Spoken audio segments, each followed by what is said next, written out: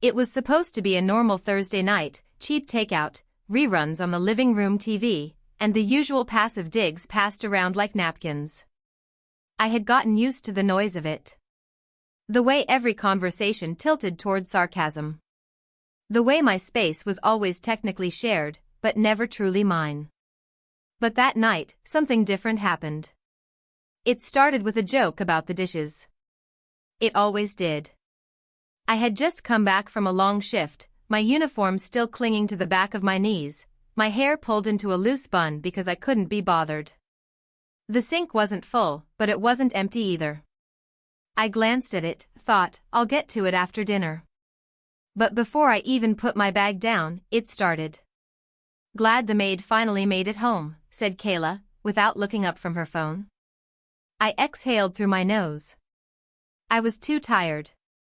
I didn't take the bait. Then Darren chimed in, mouth full of rice. "She's lucky we tolerate her at all." I froze. It was said with a laugh. Like it was funny. Like it was nothing. But everyone else chuckled. Even Jess, who usually stayed out of it, gave a quick laugh and looked away. The room didn't go quiet, I did.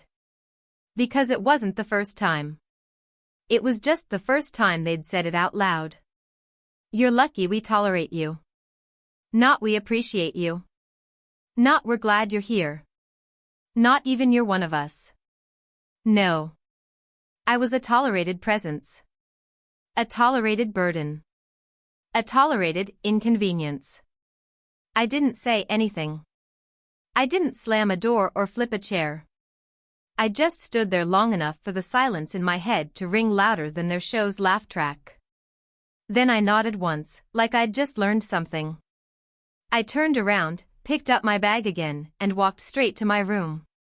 I could hear them still laughing from the other side of the door. Still caught up in whatever reality show they were watching.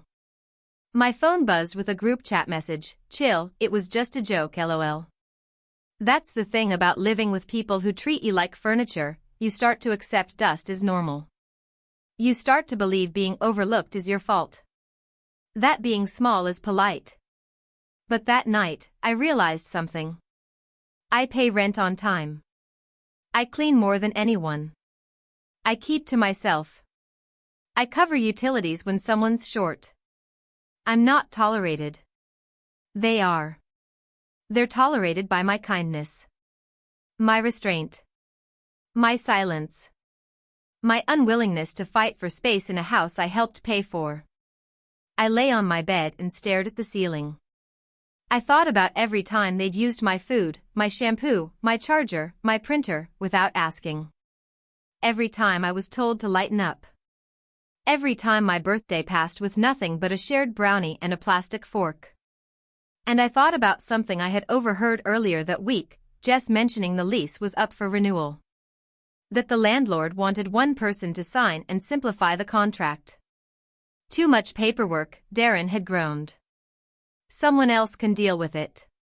In the next room, Kayla had said, "Yeah. Just let the responsible one handle it." The responsible one. That was me. So I opened my laptop. Logged into the portal. Typed a short message to the landlord. Happy to take over the lease paperwork if needed. Just let me know what you need signed and sent. I didn't make a plan for revenge. I made a plan for control. And I didn't have to yell to do it. The first time they called me the responsible one, it wasn't a compliment. It was an assignment. I had just moved in the year before. A mutual friend said they needed a fourth roommate fast, and I needed an escape from a broken lease and a broken engagement. They were loud but fun, scattered but charming, and they made me feel like I could start over. I said yes without thinking too much. Big mistake. From the beginning, I was the one who paid my share on time. I coordinated internet installation, split the first electricity bill when they all forgot it was due, and even built most of the furniture in the common room. I remember Kayla handing me a screwdriver and saying, "You're the oldest, right? You're probably good at this stuff." I'm 2 years older. That's it. But that's all it took for them to put me into the role. The responsible one. The one who double-checks the thermostat. The one who puts the dishes into the dishwasher instead of just near it. The one who refills the soap. The one who remembers the landlord's name. Every time someone forgot to pay rent, I fronted it and got it back later, sometimes. When someone had a guest over for days without asking, I bit my tongue. When they left trash on the balcony or spilled wine on the couch or blasted music at 2 a.m., I reminded them, gently, carefully, so I wouldn't be labeled the mom of the house. But I was. That's exactly what I was. Not in age, not in title, but in burden. They laughed when I color-coded the chore calendar. Wow, she's intense. They rolled their eyes when I asked for quiet during work calls. Someone's cranky. They called me tolerated when they thought I wasn't really family. That was the word that stuck. Not tolerated like included despite flaws. No, tolerated like a stain on the wall. An inconvenience they'd learned to live with. I could have left. Honestly, I thought about it. Moving out, cutting ties, starting somewhere new. But then I remembered something my mother used to say when I was little and getting bullied at school. Don't run away if you don't have to. Sometimes the best revenge is staying right where you are and making it yours. So I stayed. I read the lease from top to bottom. Turns out, the landlord had recently inherited the building from his aunt and was desperate to simplify things. Multiple tenants meant multiple payment deadlines, and that meant headaches for him. He'd already mentioned in passing to Jess that he'd prefer a single name on the lease, one primary tenant. They all ignored it. I did not. I emailed him, happy to be that primary name if it helps streamline things. I'm the most consistent with payments, and I'm happy to be the main contact going forward. He replied within the hour. Sounds perfect. I'll send over the renewal draft tomorrow. Just get the others to sign off under you so we're covered. Thanks again. Just like that, I was the lead tenant. And just like that, they were mine, legally speaking. I didn't tell them right away. I waited. Waited for them to leave their dirty dishes. To skip paying for takeout. To laugh about how lucky I was to live with them. And then, when the papers arrived, I printed out copies. Sat at the kitchen table. Told them, hey, landlord wants this done fast. I took care of everything. Just sign your part so it's official. They didn't even read it. Didn't even ask. They trusted me. They should have tolerated me better. They signed without blinking. That was the part I'll always remember, not the moment they realized what they'd done, but the moment they didn't. The way they leaned across the table casually, still chewing snacks, half watching the TV behind me, and signed their names without reading a single line. Darren was first. He didn't even sit down. Just stood over me and scratched his name where I'd highlighted. Thanks for handling this, he muttered, already turning away. Kayla didn't sign until I offered to Venmo her $5 for gas later. She was going out anyway, and I knew that mattered more than documents. Jess read the first sentence, got bored by the second, and signed the third page with a doodle in the corner. 3 signatures. None of them questioned why the lease was in my name alone. The old lease had all 4 of us listed. But the new one? That one gave me full authority. I was now the primary leaseholder, responsible for the rent, and with full discretion to set terms, collect payments, and handle disputes. The landlord didn't care, as long as the full amount came on time. And it would. Because I had been covering for them for months already. But now, they'd be paying me. I tucked the documents into a folder and uploaded a copy to my email. Sent a friendly little message to our landlord, all signed and attached. Looking forward to managing this on your behalf. Thanks again. He replied, you're a lifesaver. Let me know if you ever need anything. Oh, I would. But not yet. Because this wasn't about kicking anyone out. Not at first. That would have been easy. And obvious. And loud. No, I wanted something different. I wanted the power to walk into that kitchen, hear one of their little digs, and smile knowing something they didn't. I wanted the next time they left their laundry in the washer for days, I'd have the right to charge them for the wasted water. I wanted their disrespect to echo off the walls of a home I now controlled. The next few weeks were calm. They still acted the same, snide comments, eye rolls, backhanded jokes about my routine. Kayla liked to whisper things under her breath. Darren treated every shared bill like a surprise expense. Jess acted sweet, but never once offered to clean the bathroom she wrecked every weekend. And I didn't flinch. Didn't push back. Didn't even respond. Because it was all temporary. One night, they argued about utilities, again. Darren had used the heater for 12 straight hours and tried to say we should just split everything evenly. Jess agreed. Kayla said she was broke and would pay when she could. I stood up. Calm. Steady. Held up the lease folder. Actually, I said, we'll be doing things a little differently now. They stared at me.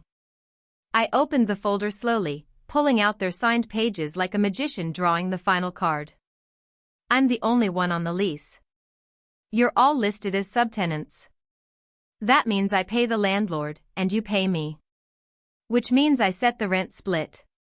I handle utilities. And I can write up new terms if I want. Darren blinked. Wait, what? Jess sat forward. What do you mean you pay the landlord? Kayla scoffed. You never said that. I smiled. You didn't ask. And then, I walked out of the room, leaving the silence to catch up to them. They weren't laughing anymore. They were finally reading. The shift didn't happen all at once. It happened in moments, sharp, quiet, undeniable. The first was the rent notice. I printed it on paper, not a message, not a post-it, not a friendly reminder in the group chat. No, this time it was formal. Typed, formatted, with the subject line, monthly rent recalculation, effective immediately. It stated, very simply, that due to being the sole leaseholder, I was adjusting rent contributions to reflect room sizes, usage, and late payment patterns. Darren, who had the largest room and consistently forgot the Wi-Fi share, would pay the most. Kayla's rent was bumped up for the 2 unregistered pets she kept denying. Jess, who had turned our living room into her personal workspace, now had to pay a shared space fee. No threats. No arguments. Just new terms. They were furious.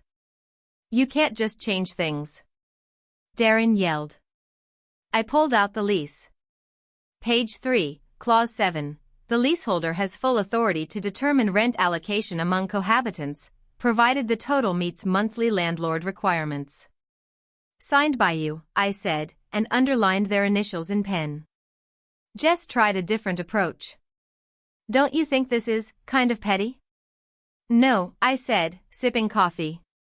I think it's overdue. Kayla texted me that night, you're acting brand new lately. Kinda weird. I didn't reply. Because I wasn't acting brand new. I was finally acting like I mattered. And the changes didn't stop with money.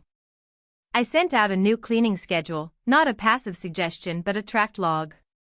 Dishes left overnight would now be photographed and billed with a small $5 made fee. The bathroom would be assigned weekly. Shared groceries would be kept separate unless people actually contributed. They complained. They grumbled. Jess passive-aggressively forgot her week and Darren started calling me manager mom under his breath. I didn't flinch. Every rule was fair. Every change was legal. Every complaint was answered with paperwork. I wasn't yelling. I didn't need to. I had leverage now, and they knew it.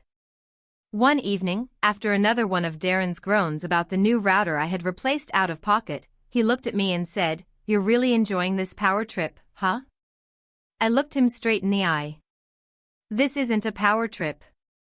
This is what it looks like when someone stops asking to be tolerated. He didn't say anything after that. They started keeping quiet around me. They whispered behind doors, complained in hushed tones. I could hear them call me names. But I could also hear them turning in rent payments on time, doing their chores before I even brought it up, and knocking before entering my space. That wasn't fear. That was respect, the kind that doesn't come from kindness, but from consequence. I didn't raise my voice. I raised the standard. And for the first time, the house didn't feel like a place I was barely welcome in. It felt like a place that belonged to me. Not out of dominance, but out of earned control. Because if they were going to treat me like a servant for years, then they'd learn what it felt like to live under someone else's rules. They didn't take it well, of course. People never do, when the game they used to control suddenly flips on them. Darren was the first to try something bold. He barged into my room one morning, waving his phone. I talked to the landlord. Told him this new setup is BS. He said we'll fix it. I set my coffee down. You talked to the landlord? Yeah. He's on our side. You're being crazy. I smiled, small and patient. Did he tell you that directly? He faltered. Well, no. I left a voicemail. He hasn't called back. I nodded. Right. Because he doesn't have to. Because I'm the leaseholder. And legally, you're just a guest unless I say otherwise. He scoffed. Left the room. An hour later, I got a text from the landlord. Hey, just FYI, one of your roommates left a message. Let me know if you want to remove him from the lease next renewal. Totally your call. I didn't reply. I just saved the message. Next was Kayla. She got passive. Left messes on purpose. Slacked off on her assigned chores and started accidentally unplugging the router in the middle of my work Zooms. I documented everything. Screenshots. Photos. Time-stamped videos. Then I sent her a formal warning, not mean, not threatening. Just professional. Per the lease agreement, intentional interference with utilities is grounds for removal. Future violations will result in immediate lease adjustment. She stopped.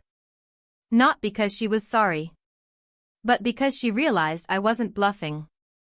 Jess tried the soft approach. You know, I miss how things used to be, she said one evening. Back when we were just chill. You mean back when I paid rent and cleaned up after you, and you all called that friendship? She flinched. You said I was lucky to be tolerated, I added. You meant it. So now we're redefining the terms. There were no more wine nights. No more group dinners. No more lazy Sunday brunches on the balcony. The fake laughter had dried up. What remained was tension, and a silent acknowledgement that I wasn't who I used to be. They tried, in small ways, to regroup. Darren brought home pizza one night and offered me a slice. I declined. Jess asked if I wanted to go in on groceries again. I said no. Kayla tried to make conversation in the kitchen, asked if I'd watched the new season of a show we used to binge together. I hadn't. And I didn't pretend to care. Because now they were tolerating me. Not out of generosity, but necessity. I was the leaseholder. The gatekeeper. The one they needed to appease if they wanted to keep living here, and for the first time, I wasn't bending over backwards to be liked. I wasn't shrinking. I wasn't justifying. I wasn't waiting for their validation. They had flipped the power switch. I just left it on. One by one, they began behaving, not better, just smaller. Quieter. More careful. The digs disappeared. The whispers stopped. And the rent? Always on time. With thank you notes, even. I never raised my voice. I never kicked anyone out. I never played dirty. I simply stopped being scared of what would happen if I stood tall. And now, they tiptoed through a house they once ruled. Because this time, the door didn't creak in warning. It locked with precision. The apartment was quiet now. Not peaceful. Just hollow. The kind of quiet that came after a storm no one admitted happened. Doors still opened. Sinks still ran. Lights still turned on. But the life was gone. No more group movie nights. No late-night snacks shared over half-hearted gossip. No impromptu parties. They didn't even speak to each other much anymore. Especially not to me. But that wasn't the loss they thought it was. Because I had been alone long before the silence. I started spending more time out. Not to escape, not anymore, but because I didn't owe the walls anything. My hours were spent in bookstores, cafes, and long walks in neighborhoods that didn't smell like resentment. I applied for a promotion at work. Took weekend classes. I even joined a cooking group, where people brought meals and no one called each other tolerated. Back home, rent kept coming in. On time. The new structure I set stayed in place, cleaning schedules, shared expenses, all of it. They followed the rules now, and they followed me. But not because I demanded it. Because I designed it. They no longer tested boundaries. They no longer played with disrespect disguised as jokes. They never said tolerated again, not because they regretted it, but because they knew I didn't need them anymore. And one day, I didn't want the apartment either. It happened quietly. I was browsing listings out of curiosity, and then I found it. A smaller unit, closer to work, hardwood floors, good natural light, and no history attached. I visited it once, signed the papers the next week, and gave my 30-day notice. To them. That's what made it beautiful. They weren't even sure what that meant at first. Darren asked, "Wait, you're leaving? Can you just do that?" "Yes," I said. "The lease is in my name. I'm breaking it. It's over at the end of the month." Jess looked genuinely panicked. "But what about us?" "You'll need to find a new leaseholder," I said. "Or a new place. Either way, I'm not your problem anymore." Kayla tried to be smug. "So you're running away after all this power trip stuff?" "No," I said, smiling. "I'm just done playing landlord to people who never paid me respect." They offered me dinner that night, a last-minute peace offering. Pizza again. The same brand Darren had used to bribe his way back into favor weeks ago. I declined. They asked if I'd consider renewing for just one more month. I said no. And on my final day, I left the apartment spotless. Cleaner than when I'd moved in. I left the keys on the counter. I took nothing that wasn't mine. And I didn't leave a note, because people like them never really read anything until it hurts. The silence as I closed the door behind me felt different this time. Not angry. Not heavy. Just free. I moved into my new place that evening. It was smaller, yes, but lighter. Brighter. The kind of space that doesn't ask you to shrink to fit in. I unpacked slowly. Poured a glass of wine. Opened the window and let the breeze in. And I thought about the last thing they ever said to me, that I was lucky they tolerated me. They were wrong. I was never lucky to be tolerated. They were lucky I stayed as long as I did.